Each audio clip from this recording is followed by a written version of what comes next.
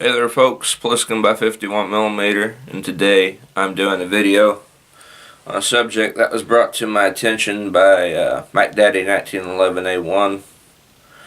I seen his video the other night. It popped up while I was on YouTube looking around at stuff, and this video popped up and it was called Unban James Yeager. So I watched that video. And then I watched a few others that people had made, and YouTube has taken down James Yeager's YouTube channel. So I'm making my own video because this is a matter that could affect anybody who puts up firearm content on YouTube. Unban James Yeager. That's what I'm saying. I've not really watched James Yeager. I'm aware of him, and I've seen a good few of his videos. The one that stands out most to me is the one that he did on his favorite 308 battle rifles, 7.62 battle rifles, and he had like a DSA, SA-58, and a M1A in it, and that's one of the few that stand out to me. I didn't really watch James Yeager. I probably should have watched him more than I had, but I had other channels that appealed to me more. I'm not saying I don't like James Yeager. I found his content to be pretty cool, actually. Even though I personally don't agree with a lot of what he said, there's some things that he would say and do in videos that kind of didn't sit well with me, but in the end, he still had a pretty cool YouTube channel, and his videos and content and his training courses that he runs have helped people and saved people's lives on several different occasions. So for YouTube to take down his YouTube channel is pretty low. I could say I'm getting tired of all this political stuff. You know, you see it in the news. Well, naturally, you see it in sports, and sadly, it's even getting to the point where it's basically in our everyday lives. I mean, you can't go anywhere without it being something political. You know, well, left versus right, pro-America versus anti-America, and it's on YouTube horribly here recently. And you know, the NFL basically offed itself, impaled itself with its bowing during the anthem and in front of the flag, you know. So I haven't watched a football game since, and I mean, last year they did it and I kind of let it slide.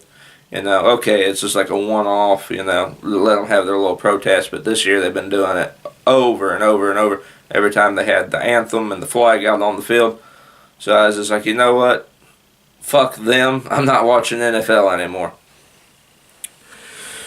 And then we come to here recently where YouTube has taken down James Yeager's YouTube channel because he is more than likely, probably just for no other reason than he's pro-gun. And I've seen some videos where people are saying that it was more people on the right side of the aisle who are pro-gun, and they just didn't like him and they took him down. But, you know, you got somebody like me who hadn't watched maybe but a handful of his videos and never really watched his channel and content to begin with.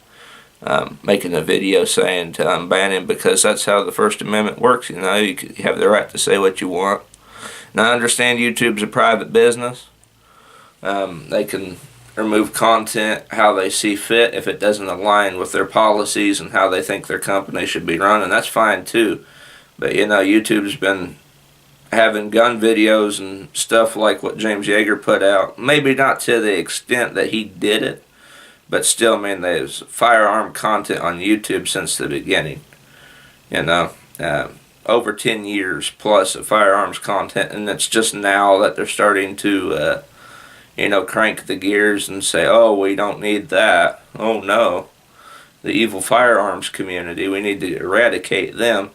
And it's like, well, you know, if you didn't like gun channels from the get, like if you don't like gun channels, why didn't you prevent us from uploading in the first place, you know? It's kind of moronic in that sense.